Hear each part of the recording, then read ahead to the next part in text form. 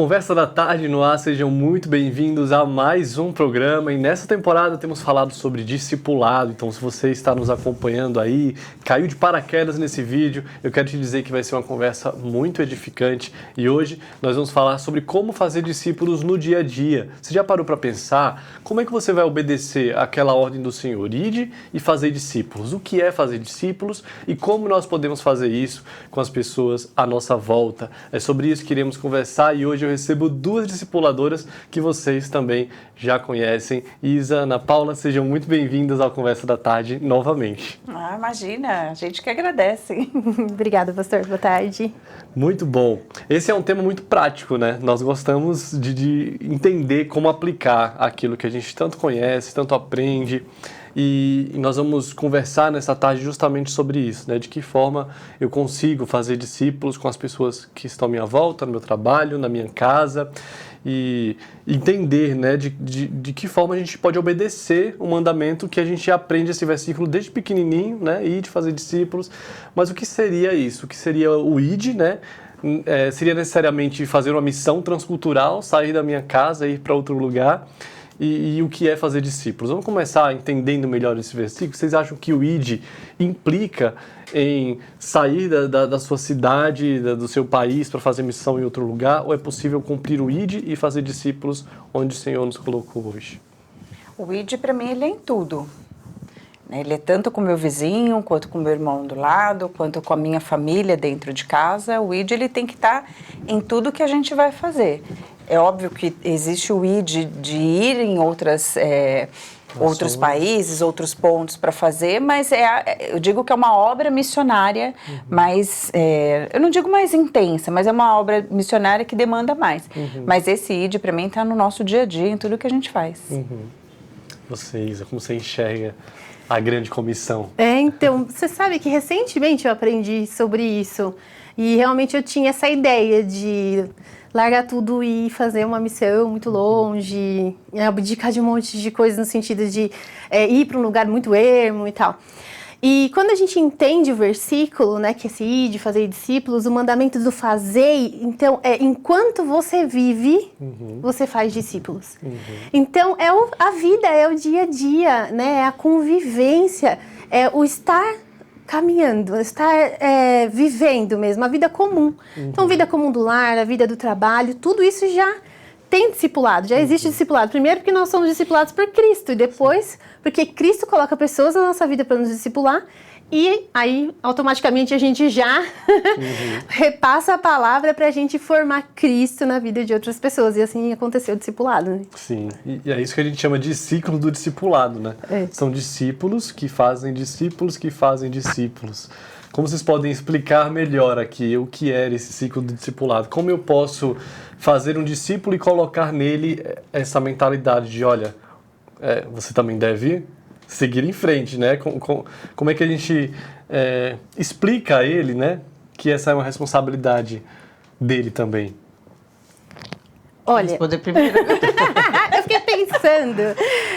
Eu acho interessante como nós estávamos conversando sobre essa questão do discipulado não ser algo recente, não é inovador? Não, né? Moisés já orientava o povo a fazer isso com a família. Então, existem pessoas que têm a oportunidade de nascerem num lar onde os pais são cristãos e ali ela já ser discipulada desde bebê, já ter esse contato com a palavra, ali já ter essa vivência, né? Já ter Cristo permeando todos os lugares da vida dela. E existem aqueles que não conheciam Cristo mais velhos, num chamamento que o Senhor tem em especial. Então, esse chamar, ele é próprio do Senhor.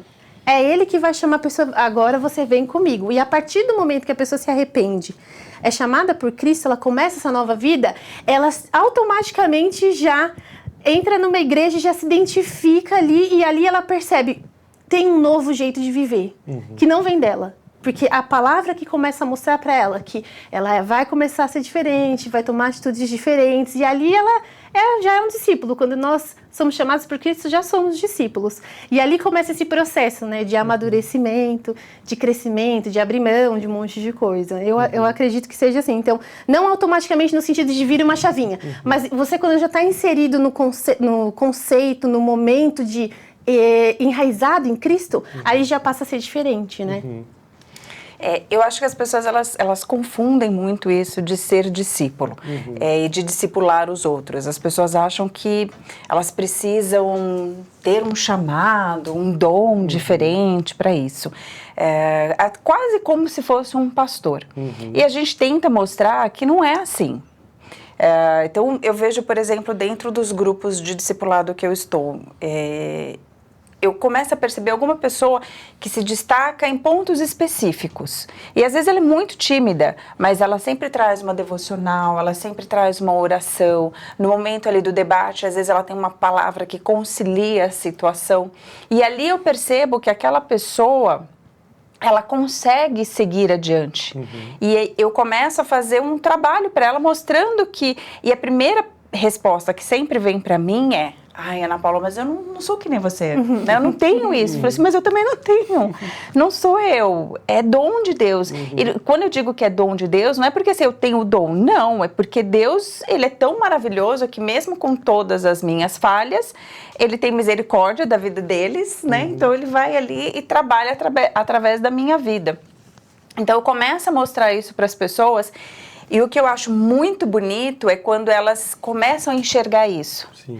Mesmo diante da sua timidez, mesmo elas começam a enxergar que não é elas, que é Deus. Sim. E que a única coisa que elas precisam fazer é se abrir para isso, né? Permitir que Deus trabalhe através da vida delas. Sim. E aí a gente consegue formar discipuladores. E a gente precisa quebrar o contexto de que discipuladores eles têm que ser bons em oratória. Não, a gente vai ter discipuladores para vários estilos, né? E a gente vai ter pessoas sendo discipuladas justamente com essas pessoas que às vezes têm um estilo mais quieto, mais tímido. Então, a gente precisa de todos. Sim, isso é maravilhoso, porque recentemente eu estava conversando com um rapaz que estava justamente nessa crise, assim. Ele disse, discipulado não é para mim, porque eu não tenho oratória, eu não sei falar em grupo, Deus me chamou para isso, e eu estava tentando fazer com que ele entendesse, né, que o fazer discípulos é para todo crente. É um mandamento. É um mandamento, independe da sua desenvoltura em público, né? Você pode ser um discipulador com a pessoa que mora dentro da sua casa. Então, a gente tem esse conceito, né, de que o discipulador é quase um pastor ou alguém que que tem o perfil humano aqui de liderança, né, que consegue persuadir, consegue trabalhar em grupo, etc., quando na verdade a obra de fazer discípulo é muito mais exercer uma influência no dia a dia, né, com quem está à sua volta e influenciar com o seu testemunho, com a sua vida, com suas palavras, com a palavra de Deus. E nós sabemos que algumas pessoas precisam de um acompanhamento, quer dizer, todos nós precisamos desse acompanhamento mais próximo, né? Mas existe uma carência muito grande na igreja de gente que diz assim, eu não tive ninguém que caminhou comigo, né? Eu cresci em uma igreja e ninguém pegou na minha mão, não tive esse privilégio que é de caminhar de perto com outra pessoa, né? Como nós podemos escolher as pessoas que nós vamos investir um tempo maior? Porque não dá pra gente caminhar com todo mundo, né? Como vocês imaginam que qual a melhor forma de fazer essa seleção, né? Essa pessoa aqui eu vou caminhar mais de perto. Eu acho que assim, Deus ele vai direcionando. Eu acho que o primordial é a gente formar cada vez mais discipuladores para que cada vez mais a gente tenha mais braços e mais pessoas para fazer esse acolhimento. Porque acho que na verdade o que essas pessoas desejam é um acolhimento mesmo. E depois Deus vai direcionando. Não adianta a gente achar que não, porque vai. Então, coloco o meu exemplo. Hoje eu caminho junto com as famílias do GEPANDA, com as mães do GEPANDA. Caminho junto com outras pessoas da igreja, sim, mas é muito mais com essas famílias. Por quê? Porque a vida é muito igual, a rotina é muito igual. Então, quando elas vêm falar para mim as angústias delas, eu consigo entender aquelas angústias e consigo trazer uma palavra de conforto diante daquilo que ela está sentindo. Então, Deus vai direcionando. E se um discipulador ele tem dúvida de como ele fazer, tenta olhar o seu nicho ali, né? O seu grupo Comece pelo seu grupo. Então, se você é da mocidade, começa pelo seu grupo da mocidade, acolhendo aquelas pessoas, mandando mensagem, perguntando como que elas estão, se elas precisam de alguma coisa, se dispondo. Eu acho que é primordial que a gente se disponha a ouvir. Sim. Né? O acolhimento, o primeiro passo do acolhimento é você aprender a ouvir aquela pessoa, sem julgamento, sem já vir com regras. Primeiro ouça, veja o que está doente ali dentro dela, quais são as angústias, para que você possa levar o conforto, para que você possa levar a palavra, para que ela possa se fortalecer e lá na frente ela ser a discipuladora, ela ser essa pessoa que acolhe também. E eu acho muito bonito que dentro do GPanda, com todo esse trabalho que a gente faz, nós já temos outras mães que começou ali com aquele acolhimento e que hoje fazem, temos mães inclusive dentro, né, do discipulado como líder também, e que hoje fazem esse trabalho.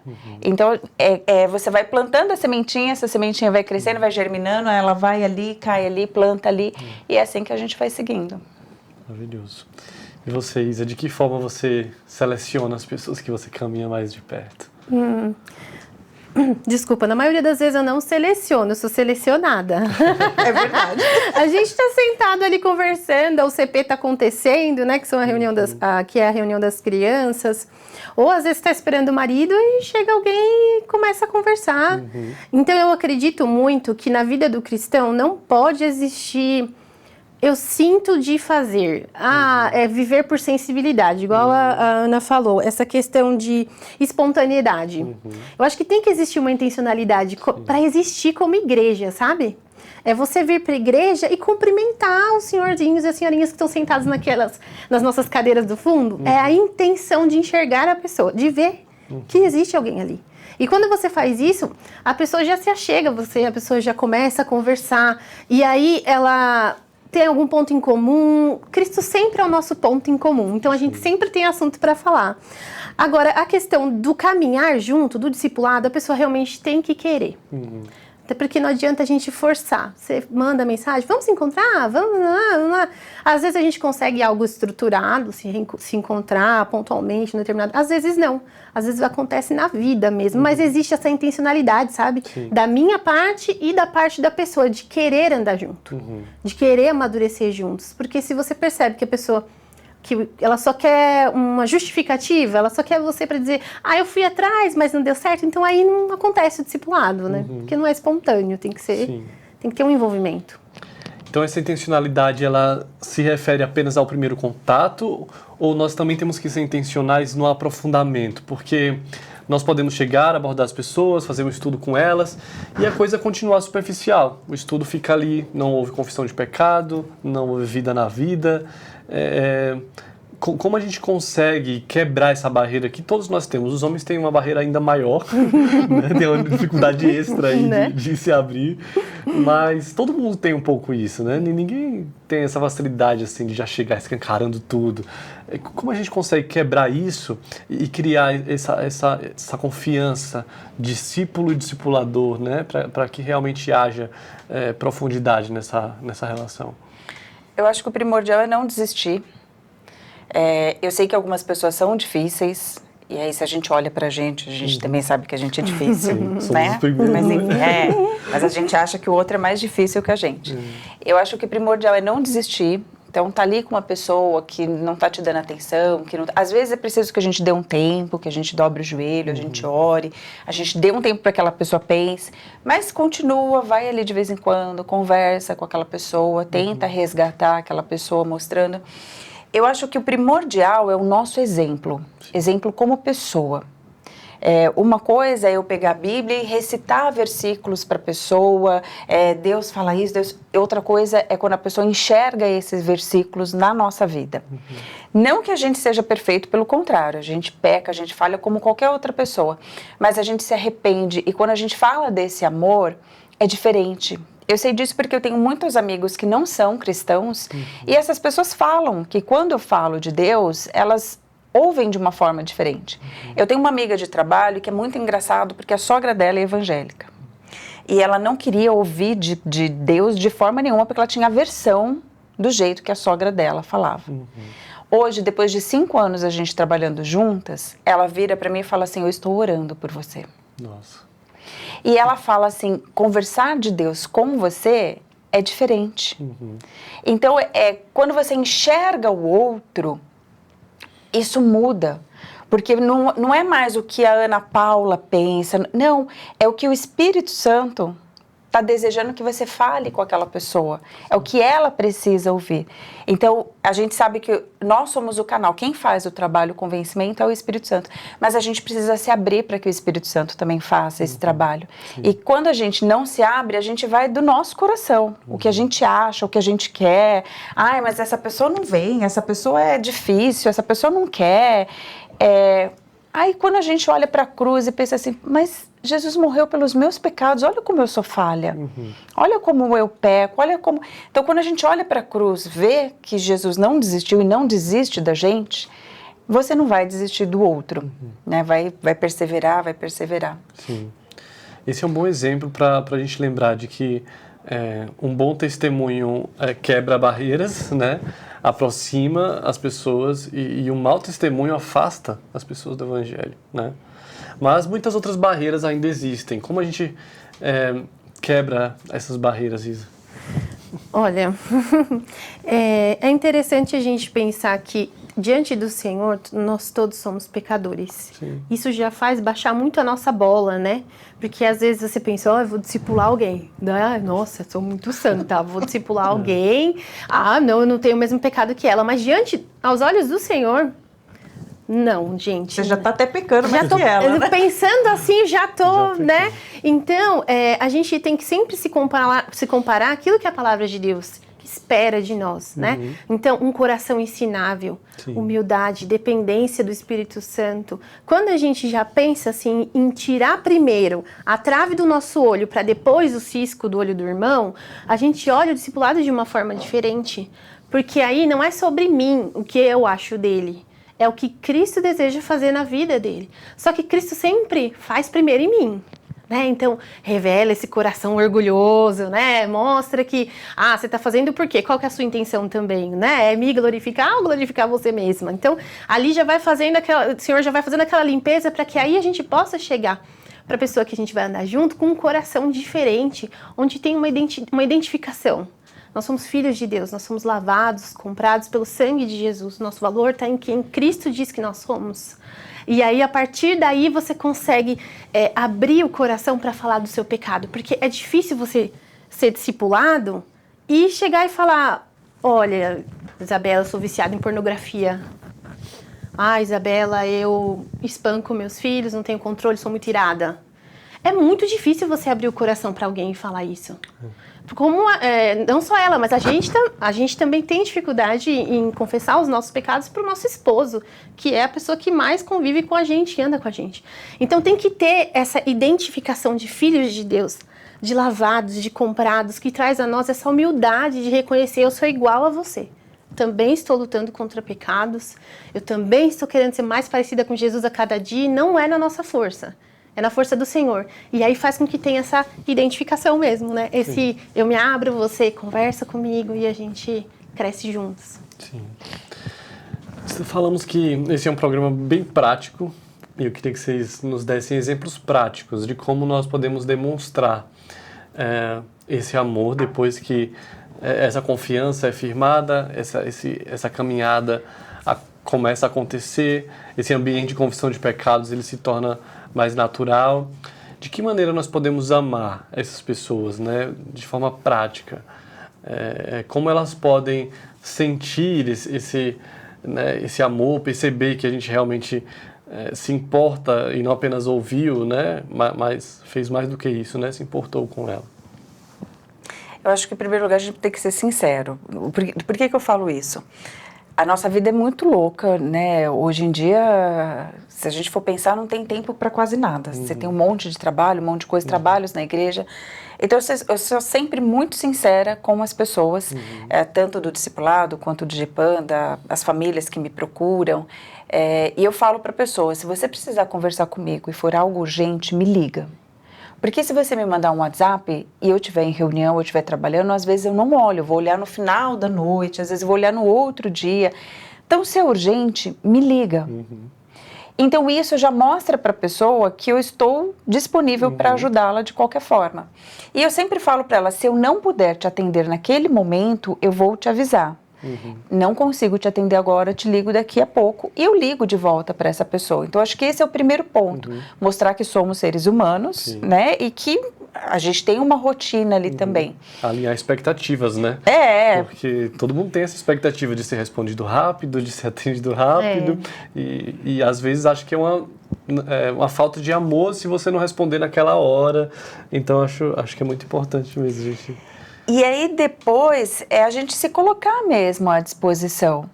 Então eu tenho mães que eu acompanho que passam por situações extremamente delicadas e que eu combino com elas. Uma vez por semana a gente se encontra para orar juntas, para ler a palavra juntas, para caminharmos juntas até o momento que eu consigo perceber que ela está fortalecida. Só que aí, além disso, de eu ajudá-la nesse fortalecimento, eu sempre faço um trabalho para que ela enxergue que ela pode ajudar outras mães. Sim. E porque eu falo assim, nós somos limitados, né? Nós só temos 2 ouvidos. Então, assim, eu não consigo atender uma demanda grande. Então, se eu consigo atender aquela mãe conseguiu, através da minha vida, sentir o amor e o cuidado de Deus, ela pode compartilhar isso com outra pessoa. Com certeza. E aí, com isso, a gente vai compartilhando esse amor, a gente vai discipulando mais pessoas e a gente vai fortalecendo mais espiritualmente essas pessoas. Não somos nós que fortalecemos, é Cristo através da nossa vida. Mas que a gente possa ser esse canal. Então, é você se colocar realmente à disposição para ouvir. E quando eu falo ouvir, não é que você vai ouvir, você não vai exortar quando precisa ser exortado, mas existem formas da gente exortar com amor, né? Existem formas da gente exortar com que aquela pessoa enxergue o amor de Deus naquela exortação. E isso faz com que ela se fortaleça também. Então, eu sempre acho que a sinceridade é o melhor ponto para que a gente possa alcançar as pessoas e mostrar para essas pessoas que a gente está ali para ajudar, que a gente está ali para caminhar junto, mas sempre mostrando também que a gente é falho. Sim. Né? Porque eu sou muito falha. Então, quando eu falo assim, eu acolho essas mães, não é que eu sou maravilhosa, não, é uma forma de terapia para mim também. De enxergar que, tá difícil aqui, mas é como se Deus estivesse me mostrando, minha filha, tá difícil aqui para você, mas olha para essa mãe aqui também. Então, para mim é uma terapia. Então, não sou só eu que estou ajudando ela também está me ajudando e às vezes nem sabe. É verdade. É isso mesmo. Eu concordo plenamente, não tenho nem o que acrescentar. Muito bom. Outras dicas práticas, assim, de como a gente pode demonstrar esse amor, porque às vezes, como você citou, tá todo mundo numa correria, assim, e uma baita demonstração de amor, você chamar alguém para tomar um café e dedicar um tempo, né, com essa pessoa, parar para ouvi-la. Orar pela pessoa. Orar por essa pessoa. E a oração, por exemplo, é uma demonstração de amor que muitas vezes não é vista, né? Ninguém sabe que você está de olho dobrado no seu quarto, gastando tempo, investindo tempo, né, para orar pela vida de alguém. Então é uma grande demonstração de amor, né? E são coisas assim que são completamente inesperadas na cultura que a gente está inserido. Por que alguém vai se importar comigo, gastar tempo comigo, orar por mim, me chamar para um café se eu não tenho nada para dar em troca, né? Mas isso fala muito sobre Cristo, né? Sobre como ele também, assim, paciente conosco, nos chama, insiste, né, em renovar suas misericórdias sobre as nossas vidas, apesar de nós, né? Isso é muito bonito para o discipulado, né? Posso dar só um exemplo de como que a gente pode demonstrar amor? Em março eu tive que ficar internada por questões sérias de saúde e eu tive alta na sexta e no domingo eu vim na igreja. Foi tão tocante as pessoas virem me abraçar chorando, falando que tinham orado por mim, que estavam preocupadas comigo. Então percebi que às vezes é um gesto assim, de que você não está esperando. E aquilo trouxe um fortalecimento para o meu coração de falar, no sentido, porque às vezes a gente se acha invisível, né? A gente trabalha, às vezes você se acha invisível. E Deus, é como se Deus estivesse mostrando, não, você não é invisível, né? As pessoas gostam de você, as pessoas oram. E tem essa dinâmica da correria do dia a dia, que às vezes não dá tempo de você ficar mandando mensagem para todo mundo. Então mostrar, às vezes você tá na igreja, você viu alguém, vai lá, dá um abraço, sabe, dá um sorriso, fala para aquela pessoa que ela tá bonita, fala para aquela pessoa que Deus a ama. Isso faz a diferença bastante na vida. Sim, verdade. Às vezes, um abraço muda tudo, né? Olha, eu tô orando por você, né? Faz toda a diferença. É verdade. Ok, vamos falar agora também de forma prática, né? Como nós podemos equilibrar esse papel do amigo e do mentor no discipulado, porque as coisas podem se confundir no meio do caminho, né? Você já demonstrou tanta paciência, tanto amor por essa pessoa, tanto tempo por ela, e aí mentor e amigo se misturam, né? Qual é a diferença das duas coisas e de que forma a gente pode deixar isso claro nessa caminhada? Deixa a Isa responder primeiro. Essa é difícil, hein? Essa é difícil, eu tava pensando sobre ela, sabia? Eu acredito que andam juntos, mas existe sim um limite, né? Uma linha ali, porque quando nós estamos fazendo o discipulado, que é um mandamento, nós estamos caminhando juntos para sermos a imagem de Jesus. E isso implica em fazer coisas que eu não quero fazer, deixar de fazer coisas, mudar algumas formas com que eu me comunico, com que eu trabalho, enfim, todo o âmbito da nossa vida ele é transformado, porque a gente já não é mais a mesma pessoa, então a gente consegue identificar coisas que desagradam a Deus ali e precisam ser mudadas. Quando a gente desenvolve laços profundos do discipulado, existe sim uma amizade, porque existe um cuidado, você quer bem da pessoa. Sim. Você quer realmente que ela seja aquilo tudo que o Senhor já desenhou para ela. Mas, ao mesmo tempo, você tem que saber que existirão momentos que conversas difíceis terão que acontecer, que algumas vezes pode ter uma pequena rachadura da amizade, porque você vai falar o que a Bíblia fala, né? Então, realmente, com amor, né? Com temor ao Senhor, mas precisa ser falado. Que talvez, se fôssemos só amigos, a gente deixaria pra lá. Ai, Deus vai falar com ela. Uma hora Deus vai falar com ela. E não. E o Senhor muitas vezes exige de nós mesmo. Não, então você vai falar. O papel do discipulador é dar essa orientação, esse caminho. Toda correção no começo é ruim pra gente. A gente não gosta, ninguém gosta de ser corrigido, mas a correção é uma prova de amor. Né? Deus nos corrige porque nos ama como filho.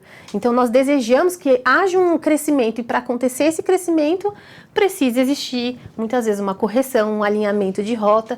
Lembrando que toda admoestação é para que você volte para os caminhos do Senhor. Não é para te afastar. Nem da igreja, nem do discipulado, nem da convivência com a igreja. É o contrário, é para te trazer de volta. É para que você volte para o lado do Senhor. Então a intenção do discipulado é esse, a gente andar juntos para crescer. Discipulado não é só dor, né? Não é só sofrer. Vai ter um discipulado, vai me corrigir. Não, tem dias que a gente pula de alegria junto quando você consegue, né, vencer algo muito difícil para você. Você tá sorrindo e cantando junto e glorificando a Deus pelo que Ele tem feito. Mas acredito que a diferença é essa, que algumas vezes como amigo a gente releva um pouquinho ou demora um pouco mais para falar. E no discipulado a gente já como a gente está muito intencional nisso, a gente consegue identificar e corrigir. Não é fácil, mas não é fácil. Eu acho que a gente não pode ter medo, né? Porque ali naquele momento é um estudo. Então, você está estudando a Bíblia, é óbvio que a gente tem ali as lições e tal, mas você tem que seguir aquele estudo e o que a Bíblia fala. Então, eu não tenho medo nesse sentido. O que eu tenho medo é que, às vezes, eu sou uma pessoa direta.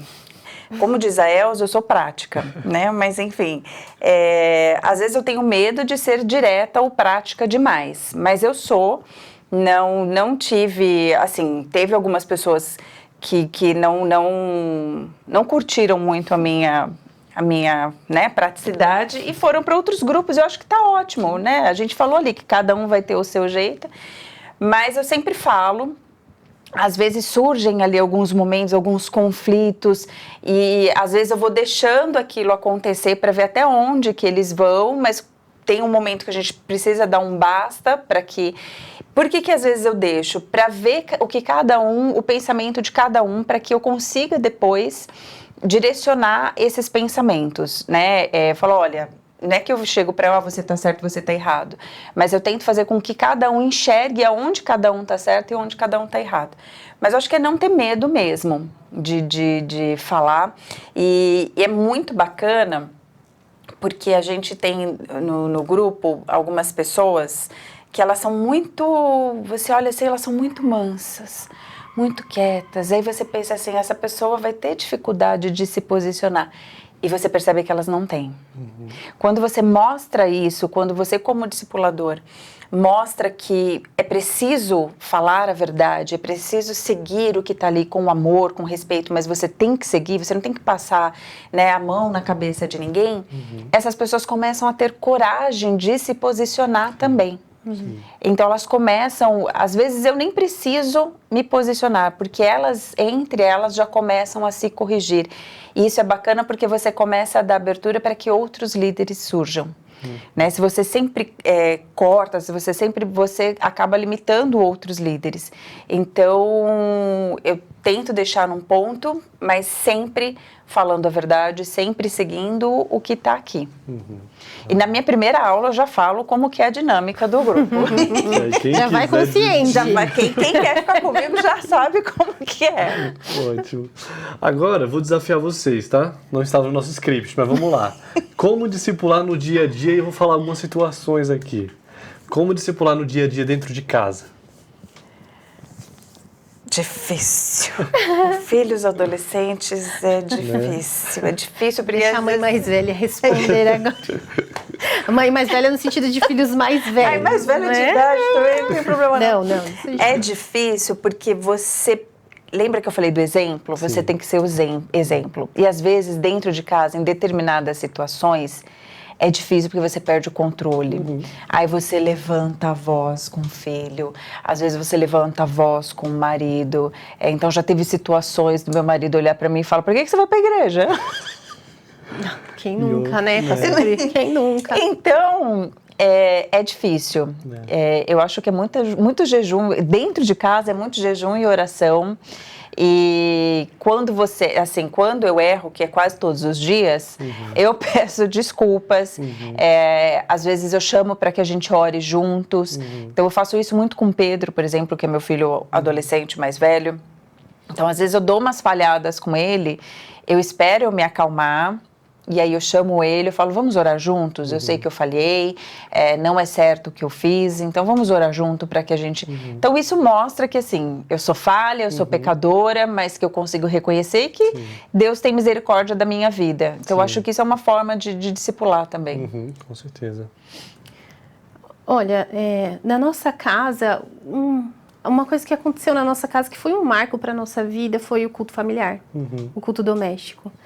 A partir do momento que a gente começou a fazer, foi transformada assim, a nossa vida espiritual, de verdade, sem fingimento nenhum, de verdade mesmo. Porque quando nós começamos a fazer o culto familiar, a gente começou estudando o Breve Catecismo, naquele livro Moldando Mente, Treinando Corações, se eu não me engano. E ali foi... Quais são os 10 mandamentos? Por que eles existem? Eles são aplicados a cada dia da semana. Então, ali a gente teve a oportunidade de conversar com a minha filha. O que é amar a Deus sobre todas as coisas? O que é casamento? O que é adulterar? O que é matar alguém? Então, ali a gente conseguiu... Só que, assim, não era só a minha filha que tem 11 anos. Era eu, era o meu esposo. A gente estava aprendendo dia a dia. Ali, nós estávamos sendo discipulados mesmo. Né? Ali a gente tinha oportunidade de tirar dúvidas que jamais a gente ia perguntar na igreja, na IBD, em qualquer outro lugar. Então, a partir de que a gente começou a fazer o culto doméstico, o meu marido tomou outro posicionamento dentro de casa. Ele começou a estudar muito mais, ele sempre foi crentão, né? Sempre gostou de beber. Mas ele começou a estudar muito mais e deu um up, assim, na vida dele, porque ele sentiu a responsabilidade de discipular a família dele. Sim. Então, ele trazia, ainda traz, né, os estudos diariamente. Então, ele começou a buscar mais, ele começou a estudar mais, começou a buscar comprar comentário bíblico. Aí, ali, a minha filha, mas pai, por que é aquela hora que rola aquelas perguntas que você não quer responder, mas o Senhor, o próprio Espírito Santo faz esse manejo da palavra e traz. Então, esse discipulado, ele tem que acontecer primeiro em casa. Sim. É no nosso lar. Porque a gente, às vezes, joga para a igreja, joga para o líder dos jovens, dos adolescentes, sendo que ali o Senhor nos deu todas as ferramentas para que os nossos corações fossem expostos e discipulados, né? Então, ali eu sei qual é a propensão do pecado da minha filha, meu marido sabe do eu sei o dele. Então, assim, ali o Senhor vai revelando, vai mostrando, e a gente consegue crescer espiritualmente. Sim. Então, pra gente foi essa... E talvez seja um lugar mais desafiador, né, para exercer o discipulado, porque a gente em casa é sem máscara, é vida real e não é fácil, né? Mas como discipular no trabalho? Também temos muitas pessoas que dizem assim, meu trabalho é muito tóxico, muito difícil, muito fechado, um ambiente difícil, como eu posso discipular ali? Eu acho que no trabalho, em primeiro lugar, é manter o controle. Né? Existem situações que te desestabilizam, então você precisa manter o controle, você precisa lembrar quem você é, né? E quem está com você ali. E depois a sua vida tem que ser exemplo. Então, dentro do meu trabalho, eu falo de Deus, eu não faço pregações, mas eu falo de Deus, eu falo da minha fé, a minha vida é um exemplo. Então, se alguém está com alguma questão, eu faço ali um acolhimento. E aí a gente vê, por exemplo, essa moça que trabalha comigo, que ela, qualquer coisa, ela me chama. Então, eu acho que mais você ser o exemplo e você falar de Deus... Você não precisa pegar a Bíblia, mas você tem condições de você falar de Deus. Do amor de Deus fluir através da sua vida. Né? Você pode falar de Deus das suas experiências. Então, eu tenho um privilégio muito grande de viver milagres diários com o Luiz Felipe. Então, para mim, falar desses milagres e falar do amor de Deus na minha vida é algo que não tem nem como eu não falar. Então, as pessoas sentem isso. Esse amor, Então, o Luiz está internado hoje, amanhã eu já estou ali brincando, eu estou ali sorrindo, eu estou ali conversando com as pessoas, eu estou mostrando que é possível. E as pessoas olham para mim e falam assim, como você consegue? Eu falei assim, eu não consigo. Eu não consigo. O que você está vendo aqui não sou eu. O que você está vendo aqui é o amor de Deus da minha vida. Então, aí você vai mostrando para as pessoas o que é esse amor verdadeiramente. E vai aproximando. Eu lembro uma vez, alguns anos atrás, eu tenho uma amiga que ela não decide o que ela é, se ela é ateu, se ela é católica, ela não decide o que ela é, enfim. Mas ela estava passando por uma situação difícil, ela me ligou e ela falou assim, eu sei que você é uma mulher de Deus, ora por mim. E eu falei, Deus, obrigada por isso, né? Porque assim, eu nunca cheguei para ela e falei abertamente de Deus, assim, mas eu sempre uso dessa forma, de mostrar Deus na minha vida. Eu acho que para mim não existe pregação melhor do que usar o que Deus faz na minha vida. A minha vida como pecadora, a minha vida como uma mulher falha e a transformação que Ele traz em mim dia a dia. Então, o meu trabalho é assim. Bom, eu acredito que a gente precisa entender o que é o trabalho, né? Que quando você entende o que é o trabalho, que trabalhar é servir alguém, aí você já vai com uma outra intenção para o seu trabalho. Porque se você for só para suprir uma necessidade, uma carência, um reconhecimento, que a gente liga muito o trabalho a quem a gente é, né? Eu sou doutora tal, eu sou professora tal, a gente junta a profissão com quem a gente é, aí a gente tem muita dificuldade no trabalho de separar, porque eu vou falar de Jesus, eu não posso, eu sou fulana, eu faço isso, faço aquilo. E não, quando a gente entende que o meu trabalho é uma forma de apontar o reino, que o meu trabalho é para servir o outro, eu vou andar a segunda milha, eu vou fazer esse caminhar, esse fazer... Mesmo que eu seja o quarto carimbador da empresa, assim, tipo, só vou lá para carimbar. Eu posso carimbar da melhor forma possível, fazer tão bem feito que as pessoas olham e falam, não é aquela carimba diferente? O que ela tem? E ali ser uma porta de entrada pra gente falar, mas por que você carimba diferente? Ah, mas é porque eu faço pra glória de Deus, a motivação é diferente. E aí, a partir daí, a pessoa consegue olhar com outro olhar e não vê que, às vezes, o crente se acha melhor, veste aquela roupa de crente, não se mistura com ninguém no trabalho, não conversa com ninguém. Mas não, a partir do que você faz, bem feito, da maneira mais, o seu melhor que você pode entregar ali, aponta para Cristo e a pessoa consegue ver Cristo em você. Sim. E ali isso é uma porta de entrada, né? Sim. Desculpa, só em um dos trabalhos que eu faço, eles têm às vezes uns encontros esotéricos, uns negócios assim. E eu sempre fui muito clara, né? Olha, desculpa, eu não acredito, não vou participar. E o bacana disso é que essa minha atitude, com todo respeito, deu coragem para que outras pessoas fizessem o mesmo. E isso fez com que a própria empresa fosse mudando esse conceito, fosse diminuindo, sabe, essas questões, porque é um ambiente de trabalho, então eu tenho que... Então, às vezes, a gente também precisa, como cristão, óbvio, é meu ambiente de trabalho, mas nem tudo me é lícito, nem tudo me convém. Então, tem certas coisas que a gente não tem que fazer. Se aquilo fere a minha fé, não faz parte do meu trabalho, eu não vou fazer. E mesmo que faça parte do meu trabalho, se fere a minha fé, se fere aquilo que eu acredito, eu converso, eu falo, isso aqui eu não faço. Se posicionar. Me posiciono. Sim. E é interessante porque vocês trouxeram exemplos assim que fogem um pouco do conceito que a maioria das pessoas tem, de que eu só discipulo no meu trabalho se eu parar de trabalhar, abrir uma Bíblia e fazer um culto com os funcionários. Não é isso, né? Tem gente que até deixa de trabalhar e usa aquele horário para, né, fazer outras coisas assim, ainda que com uma boa intenção, né? Mas não é para isso que a gente foi chamado, né? Você precisa cumprir suas obrigações, né? Fazer o bom trabalho, dar um bom testemunho, se posicionar quando necessário, e com isso você está, né, discipulando, ensinando, influenciando pessoas. E muito legal pensar como isso na prática, né, traz frutos, né? E às vezes, desculpa, pastor, interromper, o mais difícil é fazer o básico. Exatamente. É ser crente.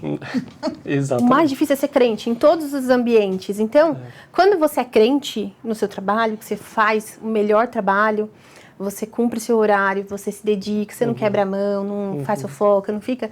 Aquele que se converteu há pouco tempo, que tem pouca experiência, ele está se espelhando em você. Você está fazendo o básico, às vezes você está pensando assim, puxa, Senhor, não estou conseguindo, tal. Mas a sua vida ali está apontando para Cristo, dentro do ambiente de trabalho, né? Então, isso é muito importante. Como a Ana falou, ela se posicionou, outras pessoas se posicionaram junto com ela. Ela não precisou colocar faixa, não. Foi um posicionamento respeitoso, né? E aconteceu ali um movimento. Então, eu acredito que sim, a gente fazer o seu crente básico, né? Temer a Deus, né? Glorificar a Ele, fazendo aquilo que o Senhor nos chamou, isso já é um grande passo para que as outras pessoas possam tomar como exemplo, né? A grande maioria das conversões, se a gente for fazer uma pesquisa, né, são assim, pessoas que enxergaram na vida do outro, no testemunho do outro, né, em conversas despretensiosas sobre o Evangelho e Cristo as alcançou, né, de uma maneira tão ordinária, né, tão simples, mas Deus trabalha por meio, né, de coisas assim. E eu queria encerrar pedindo para vocês agora deixarem um recado para quem nos assiste e entendeu como no dia a dia é possível influenciar pessoas, mas ainda talvez não tenha essa coragem, né? Porque exige coragem. Se posicionar não é tão simples assim. Tem muita coisa em jogo. A gente tem muito medo do que vão pensar de nós ou do que a gente pode perder ao falar abertamente, ao caminhar, ao estar disponível para essas pessoas. Uma mensagem de encorajamento para quem nos assistiu e agora quer aplicar no seu dia a dia a caminhada cristã e o discipulado. Eu vou falar uma coisa que eu falo sempre pro meu filho. Você quer influenciar pessoas ou você quer ser influenciado por elas? Então a gente precisa tomar uma decisão.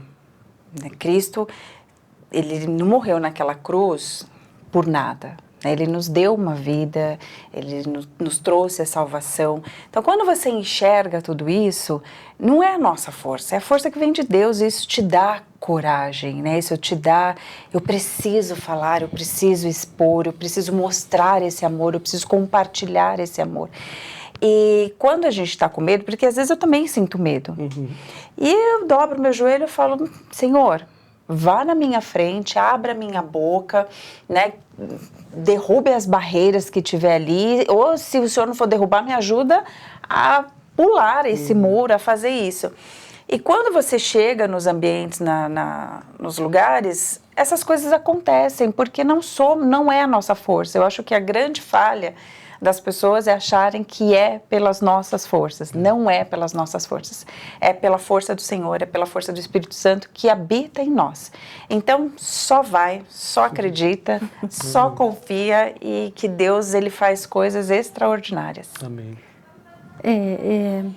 Exatamente isso. Eu acredito muito que quando a gente entende o que é a vida com Cristo, é quando Ele redime todas as áreas da nossa vida. Então não existe nada que não é dele.